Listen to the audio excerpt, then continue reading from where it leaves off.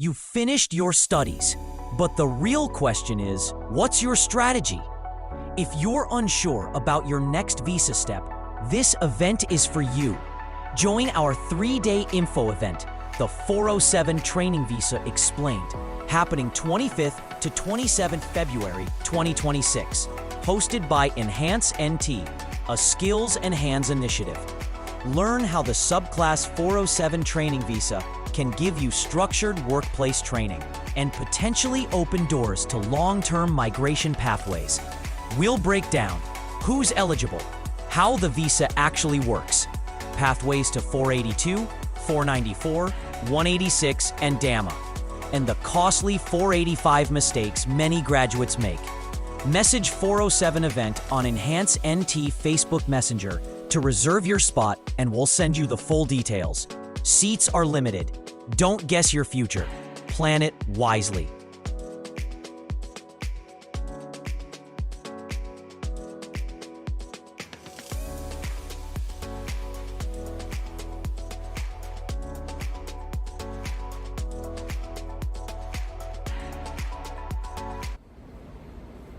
Good morning, everyone, and welcome.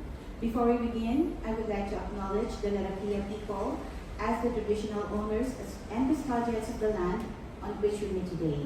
I pay my respects to elders past and present, and extend that respect to all Aboriginal and Torres Strait Islander peoples. May I also ask everyone to please turn off their phone or put it on silent mode so our info session will be uninterrupted. Welcome to your next move after study, the 407 Training Visa Explained, proudly hosted by Enhance NT. My name is Anna, and I am a qualified education agent counselor, and I'll be guiding today's session. Today, we are fortunate to be joined by Carol Abella, Director of Enhance NT and a registered migration agent, who will take you through the Subclass 407 Training Visa and how it may fit into your next steps after your study. Please join me in welcoming Carol. Hi, Carol. Yeah, good. Please take a seat.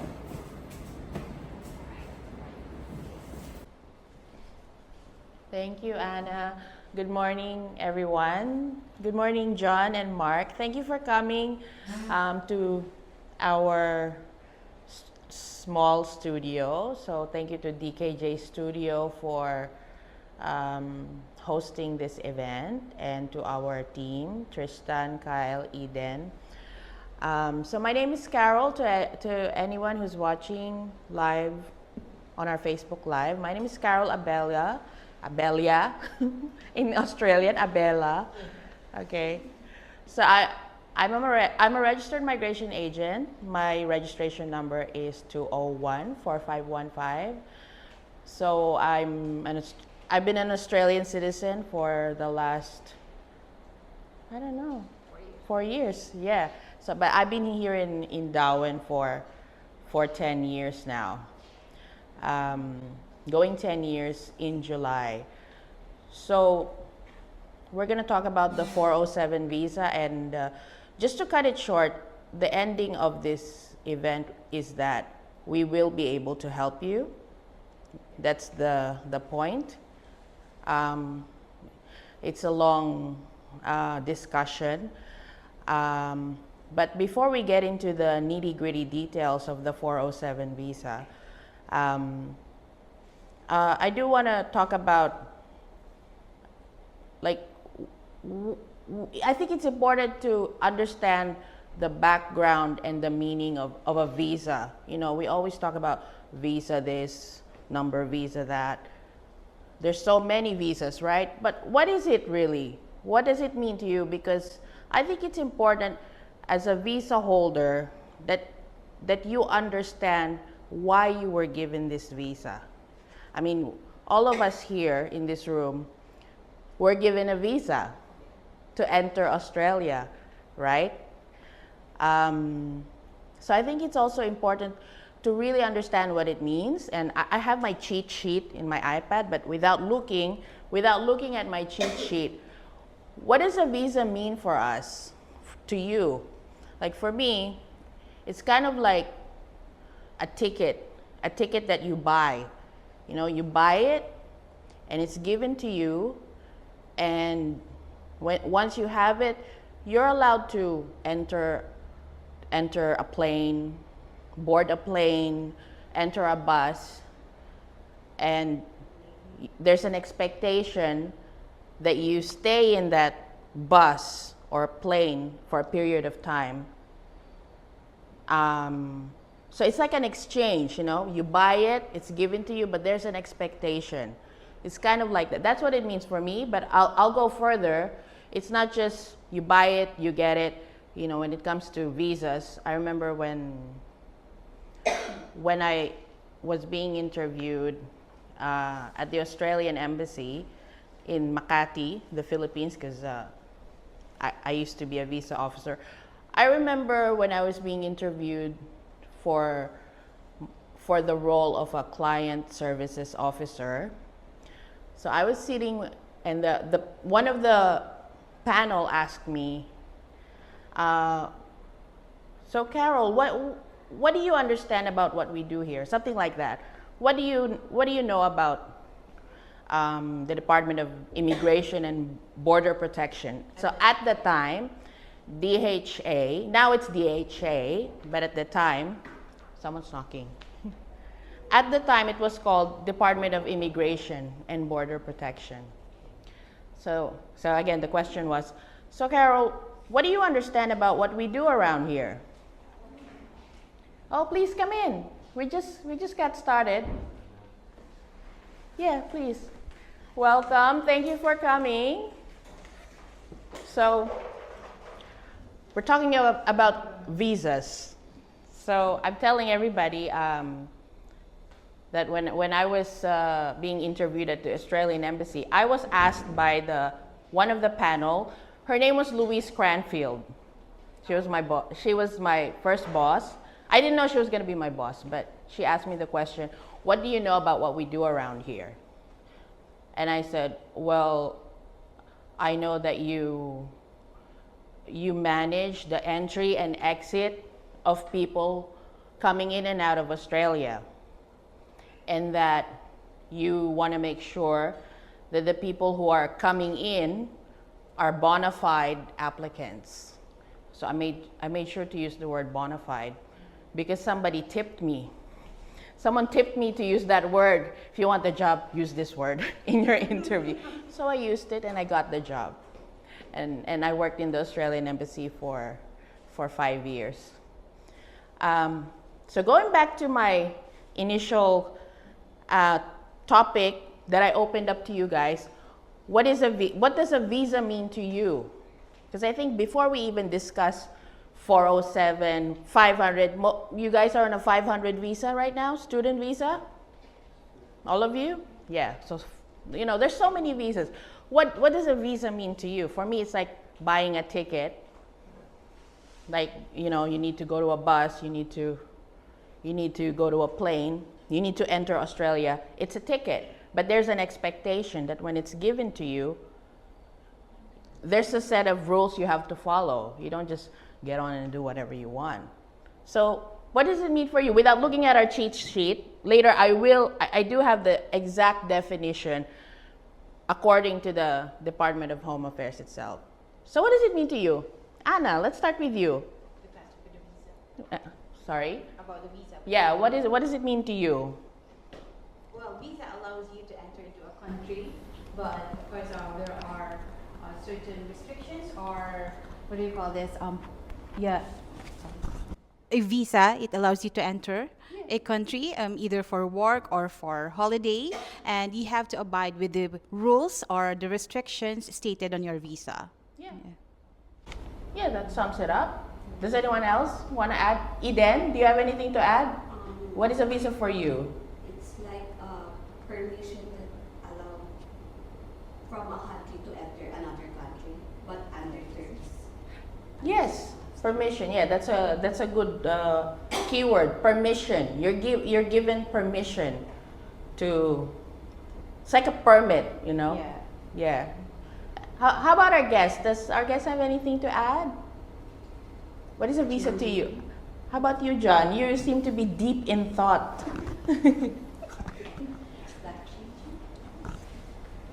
Oh, I mean, what do you? I mean, don't be scared. What does it mean to you, like when you're given a visa? Same to you, just a ticket. Like a ticket. Expiration. That has an expiration. Yes, correct. That's why if you look at your visas, you have a visa expiry date, correct? So on that, even when you get a permanent visa, it has a visa expiry date as well. Did you know that? Like if you're already a permanent resident, even that has a expiry date. You have to renew it because it's still a visa. So that means that's why you're encouraged to apply for citizenship, for Australian citizenship, because once you're a citizen, then no expiry anymore. That's forever, unless they can deport you if you do something bad.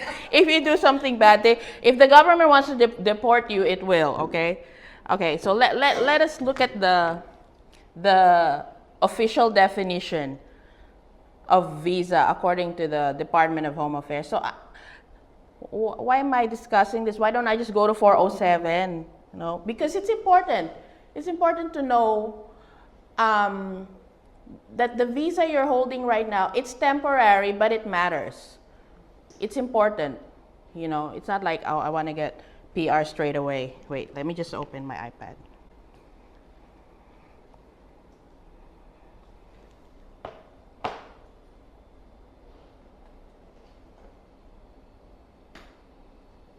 Okay, where is my visa? All right, so there's 4 definitions of visa according to Department of Home Affairs. The first one is it's to grant a non-citizen, so someone who's not an Australian citizen, to grant a non-citizen permission, as mentioned by Eden, permission to travel and enter and remain in Australia. Okay? And the second one is there will be a specified period for the visa, so it's not forever. There's a defined duration when a visa is granted. The third one, they're talking about to remain. They're kind of just repeating it without limit. So a visa may enable one to travel to and enter Australia during a prescribed or specified period, and if the holder travels to and enters during that period, remain in it during a specified period or indefinitely. So usually when you get a bridging visa, you can stay indefinitely until a new visa is granted. And the fourth one is a visa can be held by 2 or more persons. So that's when you have dependents. You're all holding dependents, like your wife and children. You hold the same visa, but there's you're a whole family holding the same visa. So it's also kind of like why do you think Australia gives visas to other people to come to Australia? Does anybody have any idea? Why do you think Australia wants to give visas to non, like Filipinos, Koreans, Japanese? Do you think it's because Australia is generous? Workforce to fill the employment gap. Fill the employment gaps, labor shortage. Yes, but you guys are students. Why do you think Why do you think Australia wants to give you a visa to come and study to Australia? Is it because they're just generous? I mean, yeah, Australia's generous. I'm not saying it's not. It is, but do you have anything to say? Like, do you have any idea? No right or wrong answer. Don't worry about it. To give the opportunity. Opportunity? Yes, that's correct. For more opportunity to share their culture. Yeah? Anyone else? So yeah, it is to give you opportunity, but it also benefits them. It benefits the country, because when you come in, well, let's be honest. You pay more than the domestic students, so it is.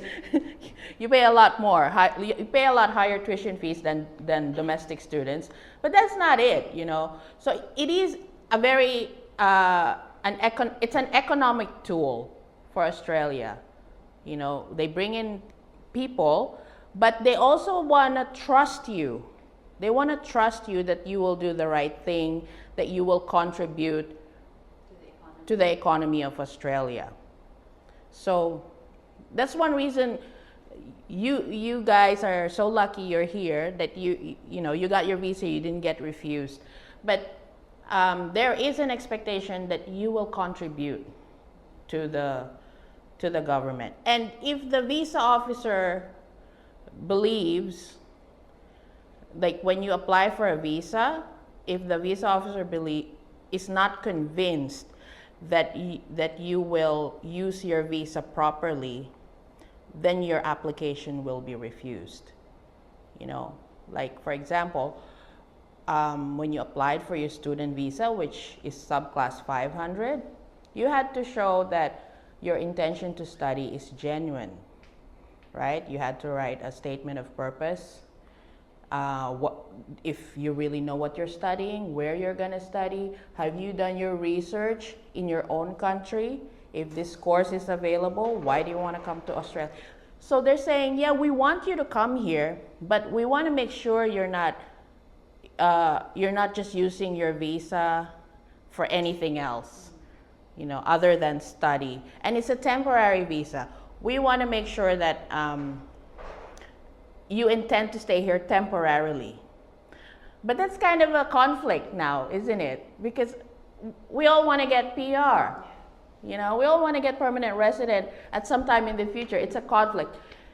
It doesn't matter. It's at the time of your application, you convince the visa officer. It's at the time of your. If in the future you wanna apply for permanent residency, that's fine. But we're talking about right now. You're at the time that I'm looking at your visa application. Are you really going to study? Are you really gonna attend your classes, or are you just gonna work? That's the whole point. Is that you have to convince your visa officer. You don't know who's gonna get your application, okay? Because there's probably like 5-10 visa officers, and a pile of, well, it's not a pile. It's all in the cloud. It used to. Back in our days, we used to get a pile, a trolley full of visa applications that we have to get through in a day. Probably like 30 a day, right? So I guess that's a good thing to enter 407 visa. You're on your student visa or 485 visa, whichever, and now your visa is about to run out. What are you gonna do? You're gonna apply for a new visa application if you want to stay further. But then, it's a temporary visa, okay? Everyone who's listening, 407 visa is a temporary visa. It's not a permanent visa.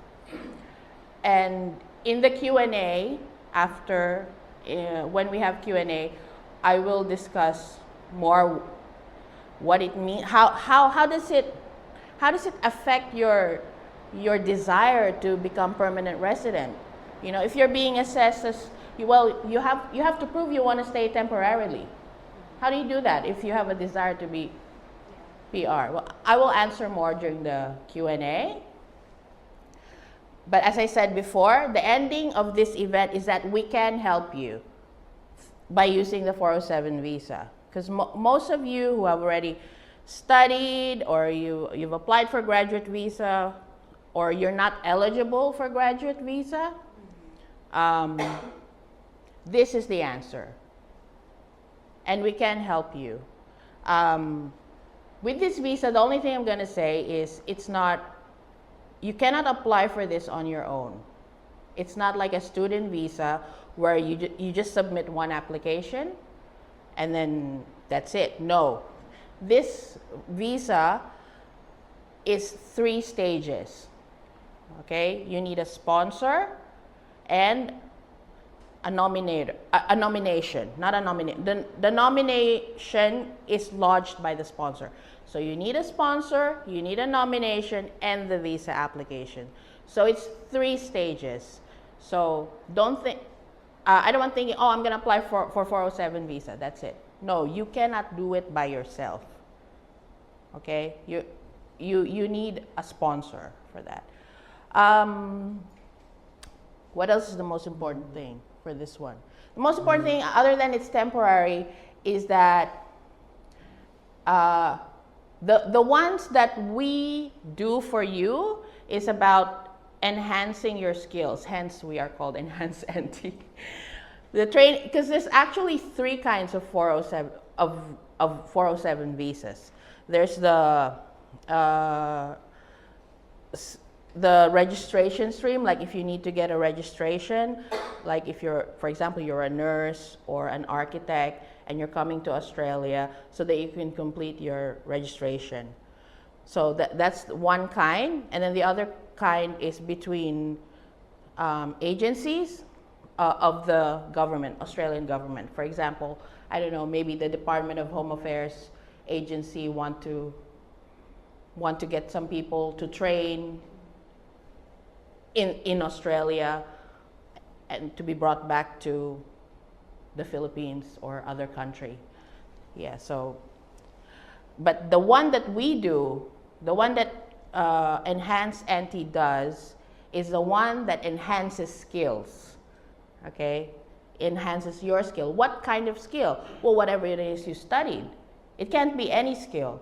It has to be relevant to your background, your experience. Like if you studied cookery, then you will train as a cook or a chef. Or if your background, you didn't study but you have experience in administration or working in an office, then perhaps you can train as a customer service manager or a project manager or a marketing specialist. So it has to be related. You can't be like, oh, I studied cookery and now I want to train as a nurse. You can't do that. It's not related. So it has to be related. Okay? And you need an employer or a sponsor to do your, it's practical training, hands-on training. So that's pretty much it. That's the basics, but like I said, we have the next 45 minutes or so to talk about your individual circumstances. So really good for you guys for being here in person, because this is live, but we're not going to be taking in any live questions. We are focusing on whoever is attending here in person. So we want to make this event regular. So perhaps we'll start with once a month. So we'll have another one next month, and we will adjust the time at sunset. We'll call it 407 Visa Explained at sunset, so that more people can attend, okay, and we can focus on individual circumstances. Okay, so that's it for me. Again,